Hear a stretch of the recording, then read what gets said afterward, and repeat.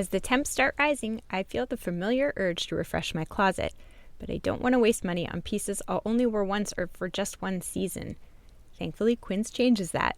Their clothes are timeless, lightweight, and far more elevated than anything else at this price. It finally feels like my wardrobe matches my standards. The best part is that Quince only works with factories that use safe, ethical, and responsible manufacturing practices and premium fabrics and finishes, so you get to look good while feeling good. I'm pretty excited that I have upgraded my athleisure wardrobe for this summer. I bought a sweatshirt and a pair of wide-leg flow pants that are two of the softest items I own, and I plan to live in them. So join me in giving your summer closet an upgrade with Quince. Go to quince.com/POTC for free shipping on your order and 365-day returns. That's QUINCE.com/POTC to get free shipping and 365-day returns. Quince.com/POTC. Part of the human experience is going through periods of disorder and is feeling disoriented. And you don't even always grow from those, but that is just a natural part of life, that we're always going through these cycles of order, disorder, reorder. Even the most average human existence will include periods of disorder. Research conducted by Bruce Feiler shows that the average human undergoes at least 35 significant life changes in their adulthood. So try as we might, we cannot escape these cycles. And I think acknowledging that and accepting it actually makes going through them easier. That was Brad Stulberg on Psychologist Off the Clock.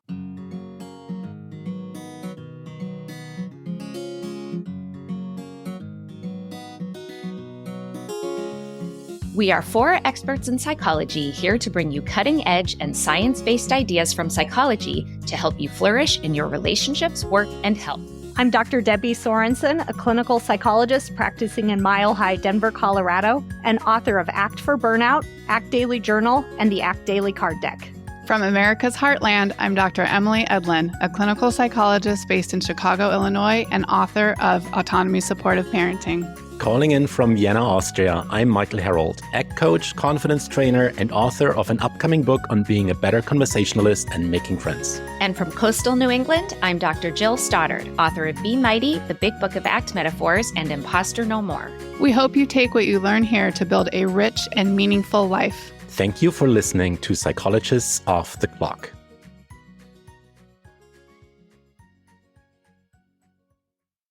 Hi, everyone. This is Emily, and I'm here today with Debbie to talk about my discussion with Brad Stulberg, author of his new book, Master of Change: How to Excel When Everything is Changing, Including You. And we covered a lot in this interview, but it still left so much that the book got into that I found really fascinating. And I think this book just applies to every human, really, because we're all managing change all the time and at all different levels. And I think this was a really good mental reset for how to start thinking about change in new ways and really contemplating how we can respond in more thoughtful and healthy ways to managing change. What did you think, Debbie? Well, so there's this song lyric that is from a song by Corinne Bailey Rae called Put Your Records On. Do you know that song, Emily? I don't think so. Okay, so the lyric says, the more things seem to change, the more they stay the same. And it kept popping into my mind as I was listening to you talk to Brad, because it is such a universal. Like, that's the one thing that is a guarantee, is that things are going to change over the course of anyone's life. And what I really appreciated about this conversation that you had with Brad is how he talks about change in such a deep philosophical way. He just zooms way out on it and looks at change in all these different ways. But I think sometimes having that sense, we're so in the middle of our immediate problem, like, oh, this relationship just changed or ended, or, oh, I have to move or change jobs, or whatever the kind of change may be. We're so fixated on that sometimes we don't zoom way out and look at the big picture about how this is playing out in our life and what change means to us. And so I loved listening to how he's conceptualizing change in his work. we talk at the beginning about kind of the human impulse to resist change, that change feels scary and threatening. And there's a lot of resistance to change that actually can have profound impacts on the individual and on society.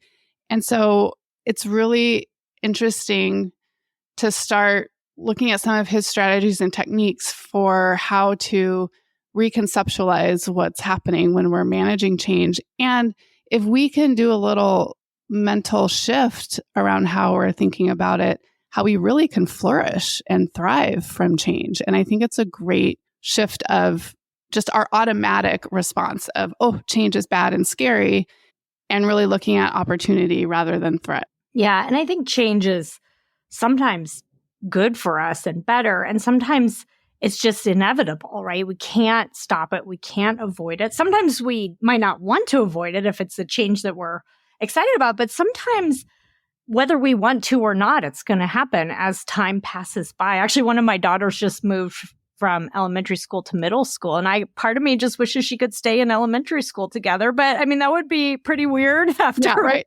So I can't avoid it. It's inevitable. It's going to happen. And it's not easy. One of my favorite things that he talked about was actually toward the end when he talked about how sometimes we want there to be like meaning and growth and post-traumatic growth out of change, and that can happen. And I really believe that can, right? That sometimes people can find new purpose or think about themselves in a new way after they face change and adversity in their lives. But sometimes it just sucks. Yeah. And there's not this deep sense of, oh, that happened for some sort of reason or something like that. And that is the reality. There are times when we have to deal with change that we don't want and we don't like. And that's okay too, right? It's okay to not feel like, oh, that was such a great experience, or even there was so much meaning in that I grew as a human being. Sometimes you don't. And if you could make that change not happen, you would. And I think that's okay. And allowing yourself that is also really important. Well, and pushing too much for finding meaning and growth when it's not the right timing ends up kind of keeping you stuck rather than moving forward. And I talk a little bit with him about my work with seriously ill children and how to get a terrible diagnosis for your child, that's not something you embrace. It's you have to integrate a new reality that no one would choose. And it's really painful. There are ways to live with that new reality that help with coping, but it doesn't have to be that you're finding this incredible meaning in a terrible circumstance. So I did really appreciate his nuance with that. So I hope everyone enjoys this conversation, and this affects how everyone thinks about their own changes, whatever change is going on in your lives right now, kind of how you could apply some of these ideas. Brad Stulberg researches, writes, and coaches on health, well-being, and sustainable excellence. He is the best-selling author of The Practice of Groundedness and co-author of Peak Performance. Stulberg regularly contributes to the New York Times, and his work has been featured in the Wall Street Journal and The Atlantic, among many other publications. He's on faculty at the University of Michigan's Graduate School of Public Health. In his coaching practice, he works with executives, entrepreneurs, physicians, and athletes. He lives in Asheville, North Carolina. Brad's newest book that we're discussing today is Master of Change: How to Excel When Everything is Changing, Including You. And it's out now. Welcome, Brad. Thanks so much for having me. It's great to be here. I'm excited to talk about your book today that covers so much territory, and we'll do our best to hit all the highlights, but there's just so much depth and richness to the ideas that you're presenting in this book. What I took away is the mission of your book was to transform our relationship with change. Would you say that's on the right track? That is. It makes me very happy to hear that. I think that my primary goal when I first set out to write the book was to better understand change for myself.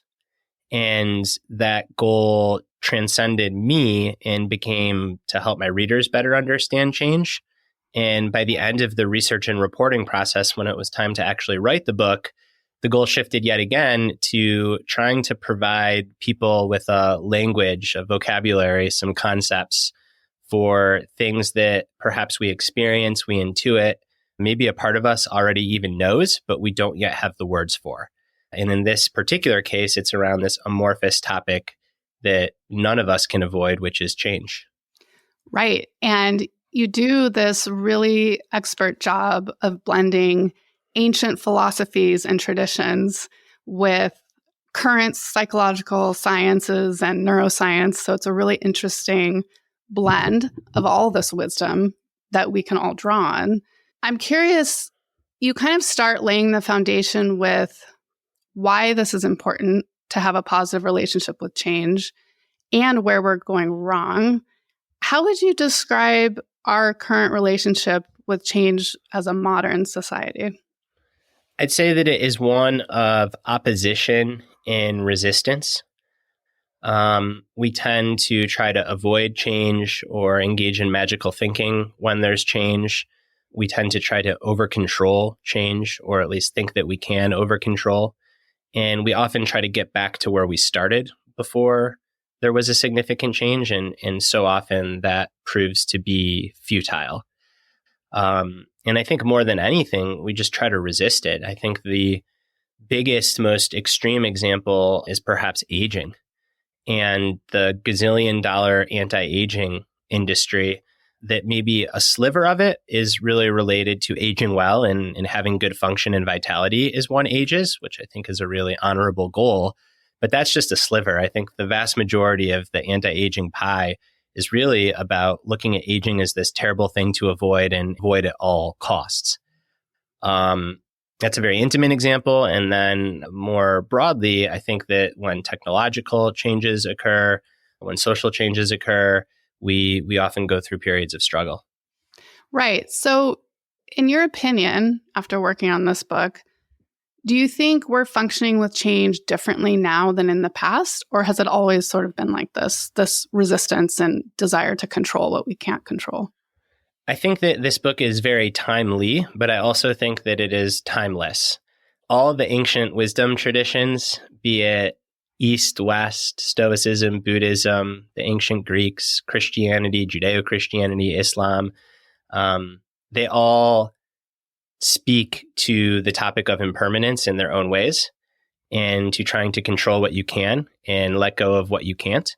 So I think it's been a perennial struggle for the human species to live in a world of impermanence when we have this prefrontal cortex that tells us that everything we love is going to change and eventually pass on. And that's very hard to reckon with. I think that what I took up in this book is really starting around 400 years ago at the very beginning of what you could call empirical science. This concept of homeostasis started to have its emergence. The concept wasn't coined until 1865, so that's about 170 years ago. But in terms of a change process, it was the predominant model of thinking really since the 1600s. And homeostasis, in short, says that we crave stability. Anything that is a threat to our stability is therefore bad. And when we get shook out of stability, we should try to get back to where we started as swiftly as possible. So you could use shorthand to say that homeostasis describes the change cycle as order or stability, followed by disorder or change or chaos, and then back to order or stability where you started. And this has been the prevailing scientific model for change, as I mentioned, really since the beginning of science. And it started off in biology and the life sciences, but it has spread into psychology, sociology, and beyond. And it wasn't until just a few decades ago that a set of researchers stepped back and said, actually, this might be the wrong model for change.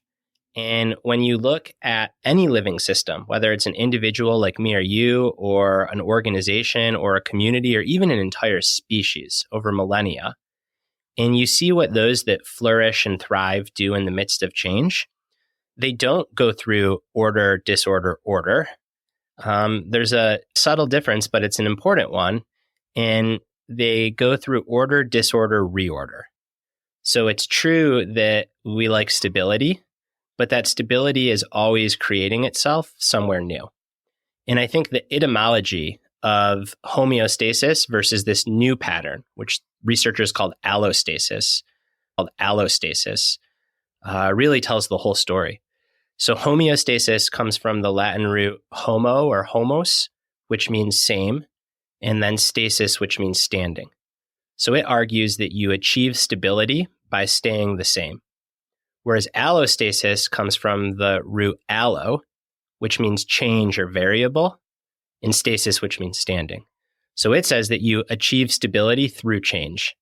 And I just love this elegant double meaning that the way to be stable through change is through change, is by changing, at least to some extent. Right. I think that doesn't feel intuitive to the way our brains are wired. I think the homeostasis model probably persisted so long because it's how we're naturally built, I think, to crave that stability through returning to what felt stable before the disruption. I think that's right. However, I think that even though allostasis is brand new in science terms, you see this pattern throughout the myths and folkloric traditions dating back centuries. The hero's journey, which is prevalent across mythology, tends to have a pretty common pattern of the individual that is at home and stable and their life is going well, gets called to adventure and enters into a period of disorder and chaos where they see the world as it really is. And often part of that is they reckon with impermanence and they go through trials and tribulations and they feel like they're falling apart. And then they come back home the same but different. And to me, that is the cycle of order, disorder, reorder. So I think there's always been a part of us too that realizes that there's something very intuitive and natural about that cycle as well. Yeah, you see that in all if you think about movies and books and TV shows, that's what's happening. It's Simba in The Lion King. It's right. Elsa in Frozen. It's Moses in the Israelites. It is a very, very common theme in ancient myth and modern myth. So why do you think it's so hard? Why do you think it's so hard for us right now? There's this sort of, white knuckling our homeostasis and not wanting change and that resistance. I think a couple of things make it really hard. The first is it's the construct that we all grew up in for change for the longest time. If you just Google homeostasis and change, you'll see tons of articles about why it's so hard to go to the gym or stop eating highly processed foods or name that habit. And they're all written in this theory of homeostasis governs everything. So I think some of it is when you're a fish in water, all you know is water. And for the longest time, that was really the only model that we had for change. And a big part of what I'm trying to do with this book is shift that. I think something else is that there is an entire industry built up on giving people the illusion of control when we don't have it, in promising stability that is backed by billions of dollars of very powerful marketing. And I think it doesn't necessarily acknowledge that part of the human experience is going through periods of disorder and is feeling disoriented. And you don't even always grow from those, but that is just a natural part of life that we're always going through these cycles of order, disorder, reorder. But I don't think that there's an expectation for that. I think the expectation is that I should be happy all the time. I should be healthy all the time. And I live in this jolly Western world where optimism is great and any kind of disorder is to be avoided and bad. Versus an acceptance that there's no escaping it. Even the most average human existence will include periods of disorder. Research not conducted by me, conducted by Bruce Feiler, shows that the average human undergoes at least 35 significant life changes in their adulthood. So try as we might, we cannot escape these cycles. And I think acknowledging that and accepting it actually makes going through them easier. I found that so reassuring when I read that in your book. And I think you're right. If you look at the wellness industry itself, it's selling promises that are made to be broken, basically. And, I write a lot in the parenting space, and parenting content is full of this, unrealistic expectation that things should feel harmonious and calm. And if they're not, then you need help. Then you need to get this bundle to help you never yell at your child again, or whatever it may be. But I think there's not this leaning into even our family life, and people we're in close relationships with, we're all changing, and that's affecting our relationships and each other. Yeah, that's right. And I think that we being in the West, we tend to over-index on the stability, not the stability through change. And I think it is so liberating that we don't have to give up stability altogether. Like, stability is important, and we can be stable through change, but we have to be stable through change, and by accepting changing and by changing to at least some extent. There's some fascinating research I cover in the book on the difference between cultures that raise the people that live there to have what anthropologists call an interdependent worldview versus an independent worldview. In an interdependent worldview, you see yourself as part of a broader environment. You're very relational. You see yourself being impacted and influenced by what's around you more than the opposite. Whereas in independent cultures, which is the predominant mode in America and most of the West, is diametrically opposed. You see yourself as separate from your environment, as influencing and exerting your will over your environment. And unsurprisingly, interdependent cultures have a lot easier time wrapping their head around allostasis and stability through change, because they view themselves as just in harmony with an environment that's always changing. Whereas in the West, we tend to view ourselves as at odds with that environment that is always changing. And you illustrate that beautifully with this metaphor comparing the road and the path. Yeah, it's one of those days, this as a writer, like when things just work. Yeah. And there aren't that many days like that. But on this day, I was glad to have it. So I was looking at the start of the book for a way to kind of get at this East versus West view of change and really how it permeates all areas of our life. And I was playing around with the metaphor for a wave in a river, which comes up later in the book, but it didn't feel like the governing metaphor. And for whatever reason, a road versus a path popped into my mind. And I've long been a fan of the essayist Wendell Berry. And years ago, I read Wendell Berry had an essay about roads versus paths. And he wrote about them in the very literal sense. He was an environmentalist, a farmer, a nature writer. So he wrote about like taking care of the land and the difference between paths and roads. But in this book, I use that metaphor in a figurative sense to say that a road is very linear. It aims to get you from here to there as fast as possible. It plows over everything in its way. If you get thrown off the road, it's unambiguously a bad thing. Your job is to get back on as fast as possible. And you often spend more time looking at the map than the road itself, or in today's day and age, listening to podcasts, zoning out, than actually driving. And the goal of a drive on the road is just to get where you're going and to have it feel like it didn't take that long. Whereas a path works in concert with its environment. It is unveiling itself as you walk it. You can't really stumble off of a path. And there are so many interesting opportunities that arise on the side that you often take note of because you're really in your environment. You're not separate from it when you're walking a path. And I think that the more that we can envision our lives as paths, the better off we'll be. Because the ultimate fear of living that road life is you crush it and you do that trip perfectly. And then you get to the end of the road and it happened really fast and you don't even know how you got there, which is kind of the goal of like a 8-hour, 1-day drive. But that's not many people's goal for how they want to live life. Right. So let's get into rugged flexibility. This is a model you developed that is the theme throughout the book. So can you just introduce the listeners to this concept? Yeah. So to be rugged is to be strong and durable and really robust and determined. And to be flexible is to be soft, to be supple, to go with the flow, to bend easily without breaking.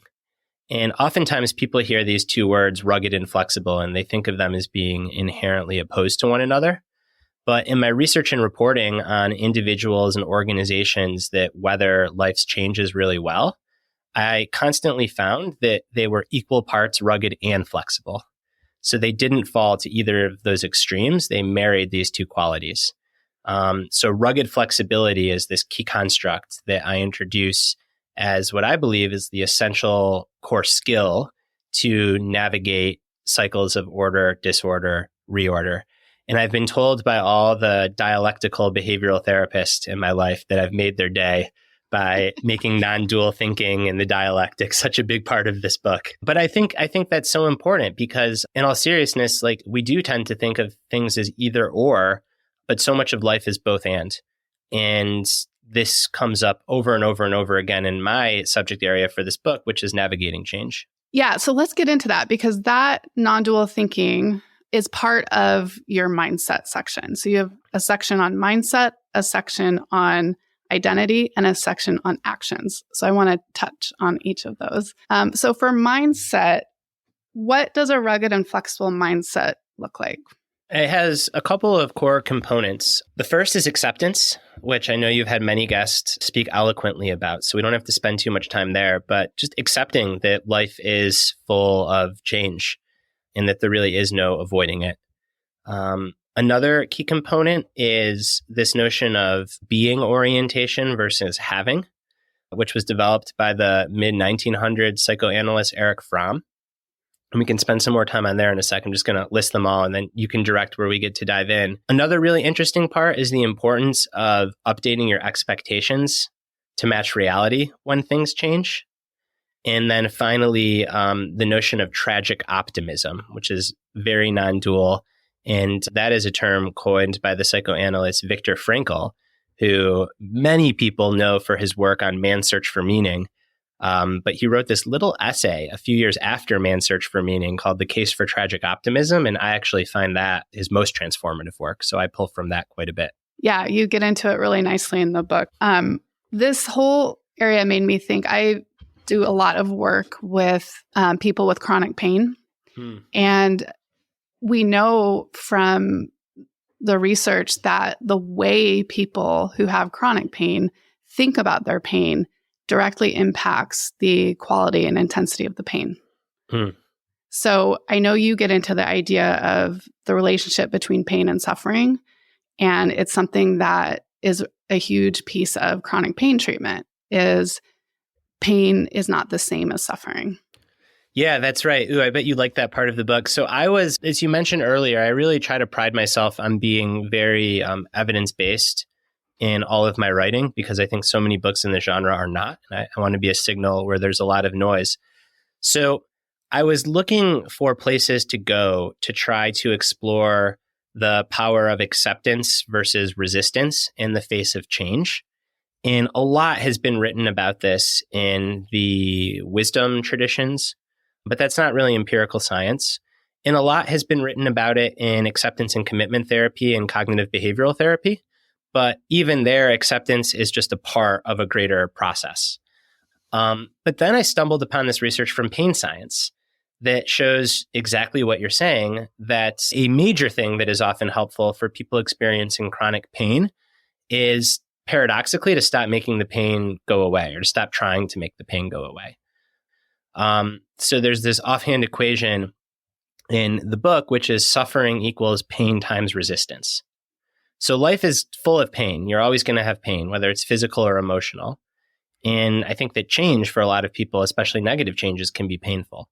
But the more that we resist it, the more that we suffer. And here I did reporting with the Mayo Clinic Center for Rehabilitation and Chronic Pain program. And they're at the cutting edge of chronic pain treatment. And a big part of what they do, it's the first step that they do, is they get patients that come in. Again, it's the ultimate paradox to try to stop making their pain go away. And they get them to accept that this pain is here. And then once that true acceptance happens, you can begin to work with it and you stop pushing it away. And oftentimes the pain improves. It's not to minimize chronic pain. It's not to say that chronic pain lives in people's heads. Chronic pain is very complex. It's a socio-biological, environmental phenomenon. You know this better than me. You get 10 leading pain researchers in a room and they can't even agree on a common definition for what pain is. And yet it does seem that the way to approach pain is to live in the in-between between wanting it to go away and trying to make it better, but not trying too hard because then it gets sticky. And that is so hard to do. Right. And the best treatment for chronic pain actually fits another issue or theme that you touch on, which is finding meaning in life. And so a big part of treatment for chronic pain is to work with people on getting in touch again with a meaningful life where the pain isn't dominating every aspect. And that is the treatment that seems the most effective in eventually reducing the pain, even though that's not the stated goal. The stated goal is to improve quality of life. Yeah, I love that. And it mirrors a lot of acceptance and commitment therapy. So I have like intellectual knowledge of this from my writing and research. I don't have lived experience of chronic pain, but I have lived experience of really bad obsessive compulsive disorder, which you could argue has some parallels with chronic pain. It's these intrusive thoughts that absolutely debilitate you and you want nothing more for them to go away. But ironically, the more that you try to make them go away, the worse that they become. And such a big part of my therapy was learning to just let them be there. And even when they were telling me I couldn't or something terrible was going to happen, just continue to show up and act in alignment with my values and where I sought meaning. And the intrusive thoughts to date have never gone away. They just don't hold as much power over my life anymore. And I think psychological and physical pain we're learning are not too dissimilar. Right. And chronic pain we're talking about as one example illustrating these concepts. But you're right. Any sort of physical health diagnosis, mental health diagnosis is a change. It's a period of disorder. So did you go through that before you wrote this book? Like, did that inform the book? Yeah. Oh, of course. Yeah. I was really sick with OCD almost like 8 years ago now. And I was very fortunate to find myself a wonderful therapist and psychiatrist that made the very sick period really just 12 months. So those 12 months felt like forever, but I'm very fortunate because a lot of people don't get that level of great care right away and they live with it being debilitating for a longer period of time. But that was absolutely a cycle of order, disorder, reorder in my own life. I think that in that 35 average adult life changes, the most common ones have to deal with family. So getting married, getting divorced, having kids, having your kids move out of the house, the loss of loved ones, meeting a new best friend, distancing from an older friend.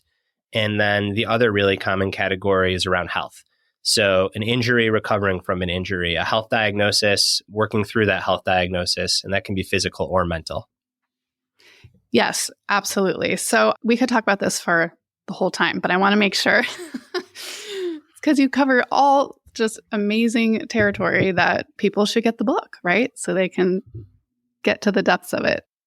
All right, so moving on to identity. This section really struck a chord with me, especially when you talk about, and we'll get into what this means, but the risks of too much fusion between identity and a pursuit.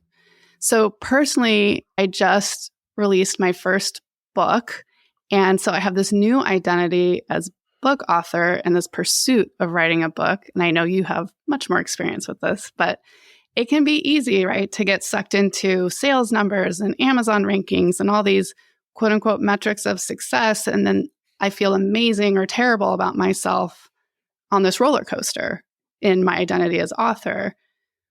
But when I can connect with my other identities that also give me purpose and meaning, it helps me weather the storms of the one pursuit and identity. Preach. Say it louder for the people in the back. I'm right there with you. Yes, I'll start by telling the story of the double gold medalist in the 2022 Winter Olympics, Niels van der Poel. So he won the 10K and 5K long course speed skating, and he shattered the world record. So he is the best long course speed skater to ever step foot on the planet and likely will be for quite some time. But prior to the 2022 games, van der Poel felt that he was underperforming. And he's curious. He said, why am I underperforming? And he identified fear. He was holding on to a lot of fear. Then he said, well, why am I feeling all this fear? And what he realized is that there was no Niels van der Poel outside of Niels van der Poel, the speed skater. He was completely fused with speed skating. And he writes eloquently about how, as a result of that, any change to his career in speed skating would completely rock his entire identity. So an injury, an illness, a misstep, a competitor overperforming, anything, he was just so fragile because he was so fused with this single identity. So in the lead up to the 2022 games, Van der Poel did something that at the time and still is completely unconventional for a world-class athlete. And that is he took weekends off.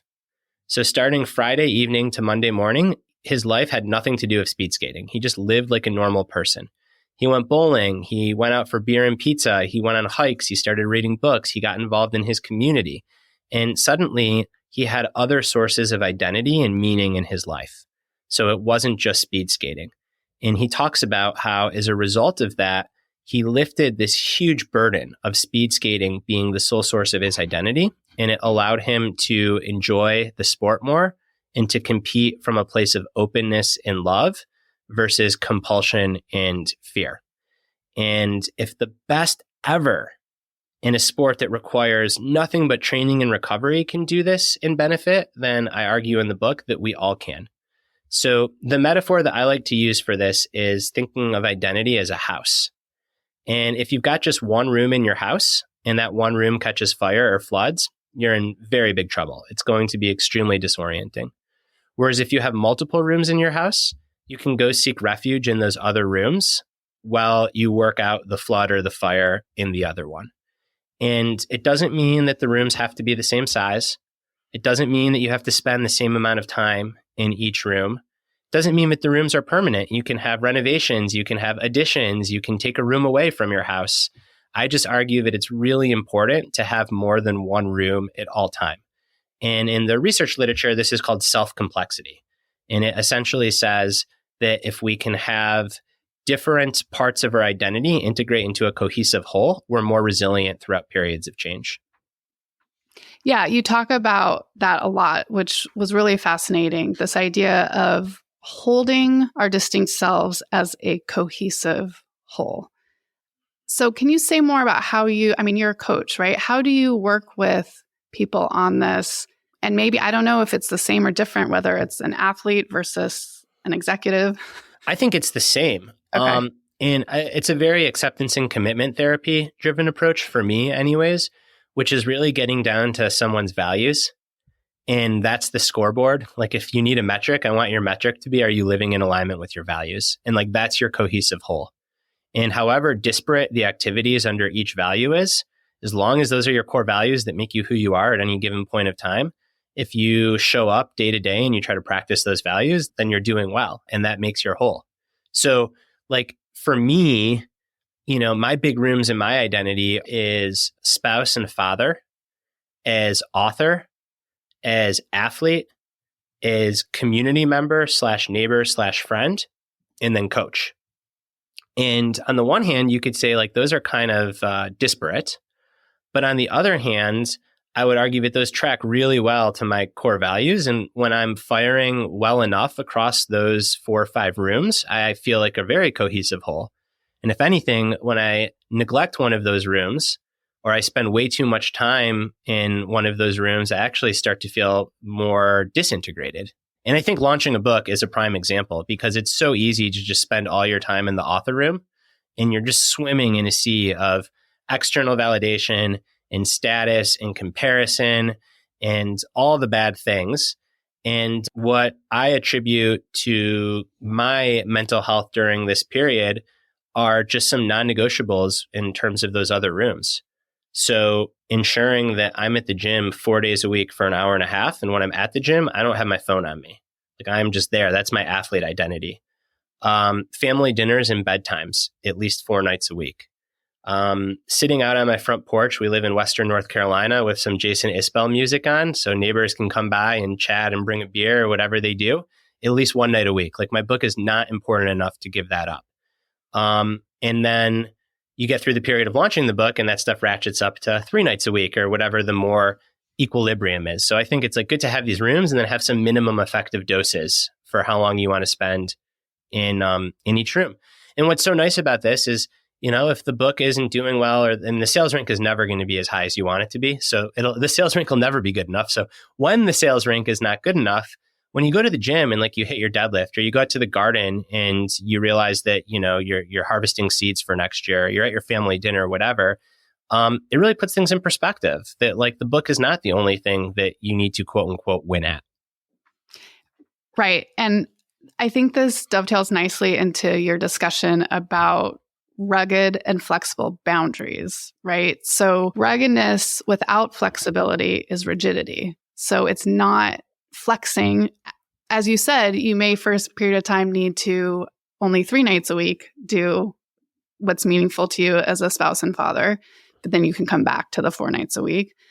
And then you said flexibility without ruggedness is instability. And it actually kind of reminds me, not to bring up parenting again, but of like controlling parenting where it's all about rigidity and not much flexibility versus permissive parenting, which is all flexible and not much rigidity. Yeah. And I think you could argue that so much of just being a mature adult is parenting yourself. Yeah. In a way, and whether you call it your inner child or whether you call it like just DW Winnicott's like being good enough for yourself. But I think like as adults, we're just doing the best we can to take care of ourselves too.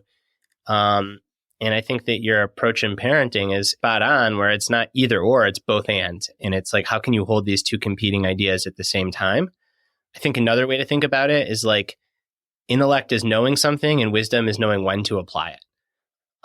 So I think in these cases, it's, as I said, it's around having some minimum effective doses. Like that is the ruggedness, because it's very easy to just let them go away and then they never come back, or they come back and you find yourself in a spell of anxiety or depression because you let them go for too long. But then having the flexibility to titrate them up or down, depending on what else is going on in your life. I mean, it's like back to a house. You never spend the same amount of time in each room of your house. Maybe if you're a sports fan during football or basketball season, you spend a lot more time in the living room where the TV is. When you have a child, you're going to spend a lot more time in the new baby's room than when the kid is 3 or 4. If it's a season of the holidays and you have family over, you probably spend a ton of time in your kitchen for family meals. When you're a teenager, you spend a lot of time in your basement trying to stay away from everyone. So it's not about like having to be equal. But part of taking care of that house is making sure that you never neglect those rooms. You don't want mold to grow anywhere. And I think the same exact thing is true for the different parts of our identity. So do you think there's signs that we are not attaining a cohesive self? Are there warning signs where we should kind of pay attention and take stock of our identities and how we're living? I do. I think that if you're in a partnership with someone, whether it's romantic, intimate, or just very close friendship, leaning on the others in your life, especially when you're going through something that is going to be a disorder event and kind of throw your identity for a ride, and just telling them like, I need you to look out for me. And I told my wife, like, I'm about to launch this book and I'm about to go kind of crazy. But I really would like you to help me make sure I don't go too crazy. And I don't have to like what you tell me, but like, I really would like you to tell me when you see me going too far in the book house. So leaning on trusted others and then making these decisions before you're in the heat of the moment. So, when that book is coming out and you're just looking at the sales rank and whatever it is, it's very hard to say like, oh, I better go to the gym because that's also important to me.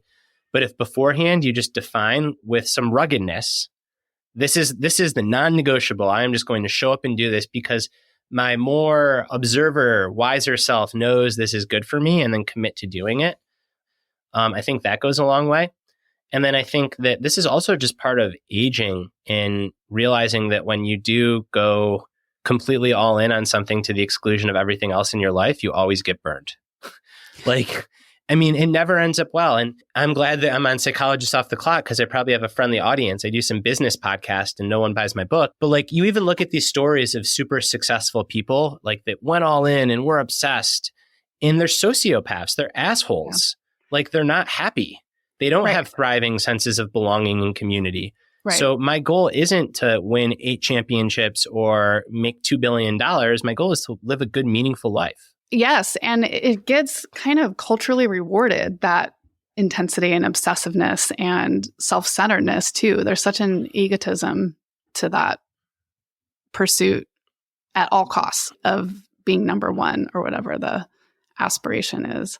And there's such a selection bias, and I don't know why. That would be a very fascinating thing to research. Those are the stories that get told. But for every Michael Jordan, there's a Tim Duncan who was quiet, who was humble, who didn't get completely obsessed with basketball, who won 5 championships, is in the top 5 NBA players ever. But there's no Tim Duncan documentary, probably because it's not as compelling. It's not as sexy. It's not as much of a train wreck. Like, we like to watch near train wrecks. Yeah. My hero was Tony Gwynn. He's a baseball player. Oh, of course. I know Tony Gwynn. Yeah. I mean, he was like the model of consistency, right? I think it was 19 years for the one team, and he won the batting title a record number of times. I don't remember all the stats, but I was obsessed at one point. But he's not the glamorous hero everyone talks about. There are no documentaries about him. Yeah, I mean, there hasn't been a documentary about Niels van der Poel, the speed skater. Right. And he's the best in the world. So I think there's selection bias. I think some of it is just the same reason that we like horror movies. Like, we're just attracted to stories of absurdity and people who live on the edge. But I think the data would tell a different story, which is that self-complexity, not only do you feel better and it helps you sustain mental health, but you can perform equally as well, if not better, when you have some self-complexity in your life. Right. And we're here. I mean, one of the missions of this podcast is to help people live a more meaningful life. And this is what your book really touches on. So I want to get into action. This is part 3. So rugged and flexible action. What does that mean? So this is about being in conversation with change instead of viewing change as something that happens to you. And this is really about, like, what do you do with your agency? Whether your agency is 100% in a situation or 0.5%. Often, and generally it's somewhere in between, often we have some modicum of agency during periods of chaos, change, and disorder in our own lives. And yeah, this section of the book is really just about, well, what are the skillful actions that we can take to not only have change shape us, but to try to shape the change? I was really interested in this concept of, and I don't know if I'm going to say it right, Zanshin? Yeah, Zanshin. So Zanshin is a term out of the martial art Aikido, and it's a continuing awareness that recognizes you don't just want to be focused on the target. You want to have a soft view that includes the target. And remember, this is like an actual martial art. So the target would be like the person you're trying to strike, but also everything that's happening around the target. And I just found this to be like such a beautiful metaphor for going after goals in our life, even if the goal isn't to like hit someone in the chest in martial arts. But whatever your target is, I think Zanshin can help. And then I came across this research from a completely different field, not Aikido, but of vehicular safety, where there's something called target fixation, which is when people get so focused on the target that they're trying to hit or avoid, they end up barreling into it. So they started off with fighter pilots in World War II. And when they had a target, if they like got fixated on it, they would fly their plane right into the target by accident instead of like firing a missile at it. And then nowadays, thank goodness, although there's still way too much war, but we're not fighting wars in those ways. You could argue that maybe it's worse now with drones and whatnot. But anyways, another conversation. Target fixation manifests often with crashes on the shoulder of the road. And I found this fascinating. Like, you often hear like there's a pile up on the shoulder, and that's because you see a car off to the side of the road and you look at it and you say, like, all right, I can't hit it. And then you can zone in on it, and by accident, you pummel right into it. Whereas Zanshin is this softer awareness. And they end up teaching, they don't call it this, but they teach Zanshin in driver's ed. And then I, of course, use this metaphor in the book to talk about is you're going towards any goal, towards any target in your life. There's going to be all of these changes that happen because it is inevitable. And we don't want to have target fixation. We want to have more of a soft awareness as Zanshin that allows us to take skillful actions along the way instead of just being so locked in. It's such a great description. And I think we can all relate to those times in life where we get super fixated on one goal or one way of reaching that goal and how limiting that ends up being. And having this ability, because it's not just zooming out, it's being able to zoom in, zoom out, kind of the flexibility piece. And you even say the rotating, it's not just in and out, it's like the whole thing shifting. So I think that's really helpful. I want to make sure we at least touch on the brain science.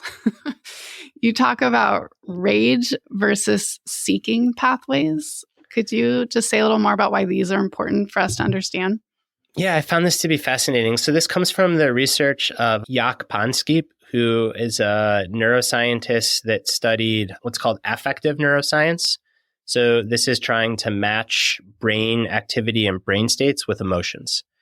And he defined these core pathways or circuits in the brain that have fairly predictable neuronal activity when people are in certain emotional states.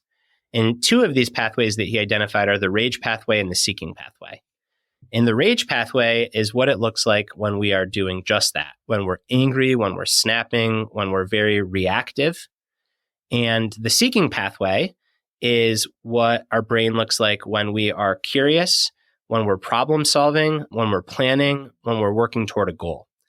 And what Panksepp found is that these pathways are zero sum. So they both cannot be activated at the same time. And what I love about neuroscience like this is it's like such common sense. It's like, well, of course, you cannot be extremely pissed off and raging about something at the same time as you're thoughtfully working toward making it better. So in many ways, it's just like fancy fMRIs to tell us what we already know. But there's something about that that's really validating and helpful. So I take this neuroscience research and I apply it to, well, how do we respond instead of react in the face of change in our own life? And how can we do everything possible to activate our seeking pathway as quickly as possible in lieu of our rage pathway? And this can be true for the minor changes that often disrupt our day. So kid is sick home from school and it messes everything up. Dog has diarrhea. You're already late for a doctor's appointment and you get stuck in traffic. Just in those moments, do we immediately kind of snap and go into rage, which doesn't feel good? Or can we bring about more of a seeking approach? And then for bigger changes, even if it doesn't play out in the minute, but health diagnosis, change in job status, change in romantic relationships, generally speaking, the less time we spend in that rage mode and the more time we spend in seeking mode, the better we feel and the more skillful we're able to navigate the change. So I think it's important. Very important. And I like actually in putting a visual in my head, I'm going to keep, where I'm going to have the rage pathway as a bright red and a seeking pathway is a calm greenish blue. And I'm going to check in with myself. Which pathway am I on right now? And I think the best way to do that, and you would know this maybe better than me, is affect labeling. It's like the psychological term for it, which simply says that you want to name your emotions. And by naming your emotions, you separate yourself from them. So when you're in an emotion and you're completely fused with it, you just are it. And it's very hard to get out of that state. Whereas if you can say, I'm feeling overwhelm or despair or excitement or anger, and I'm actually feeling anger in the left side of my chest, or I'm feeling some tingling and heat in my neck, well, now you are no longer completely fused with that hot emotion. You are separate from it. You're turning on the part of your brain that can analyze instead of just be. And I think that's often a ticket out of the rage pathway, is just to label what you're feeling and then say, all right, do I want to act on these feelings or do I want to just acknowledge them? Right. And we're going to be on the rage pathway. We will spend time there. It's more how long will we spend there? How long, and do we let it completely take control? Right, exactly. So before we wrap up, I want to make sure we get to a part of your book that I absolutely loved, which was around making meaning. And I worked for years in children's hospitals with pretty seriously ill children and their siblings and parents. And, this was a very complex way to make meaning of a really difficult situation. And so you present something that I think is so profound and helpful, which is making meaning can be a very healing part of the grief process, but sometimes terrible things happen and we don't have to make meaning. And sometimes it makes it worse to attempt to make meaning. And so cliches like what doesn't kill you makes you stronger, or God doesn't give you more than you can handle, bullshit. Not helpful. Yeah. Utter bullshit.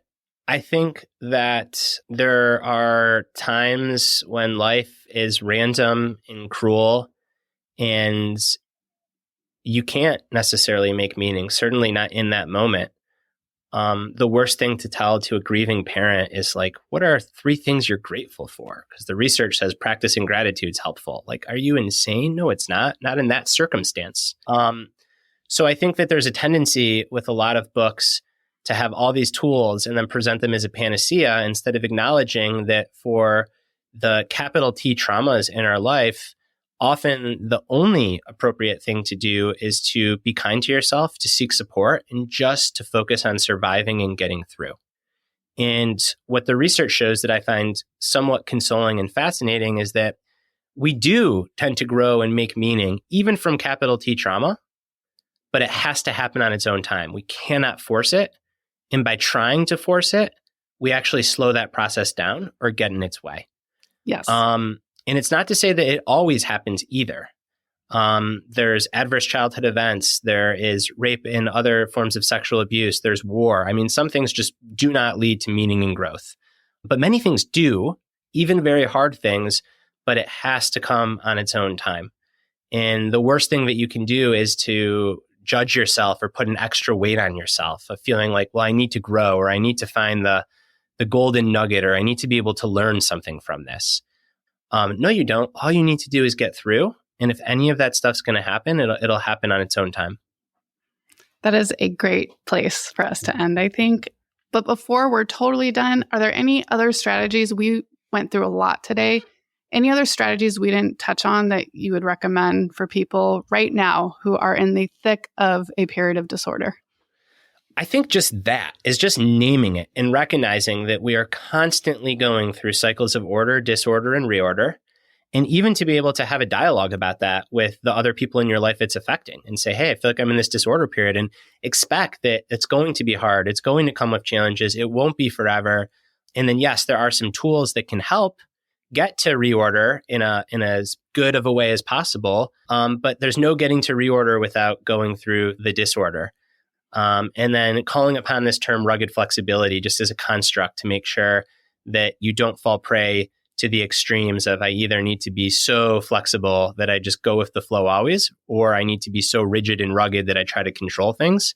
That's a false dichotomy, and managing change involves a little bit of both. Perfect. Brad, it has been an absolute pleasure to have you on the podcast. Again, this is your second time on the podcast. If you want to hear more from Brad, he was on episode 232. So I really hope listeners grab this book. We could barely skim the surface today of all of Brad's wisdom. His newest book is Master of Change: How to Excel When Everything is Changing, Including You. Thank you for writing this book. Where can people find you? The book is available wherever books are sold in whatever format you prefer, hardcover, ebook, audio. And then the place that I am most on the internet is probably Instagram, which I am at Brad Stulberg, just like my name. Great. Thank you so much, Brad. Thank you.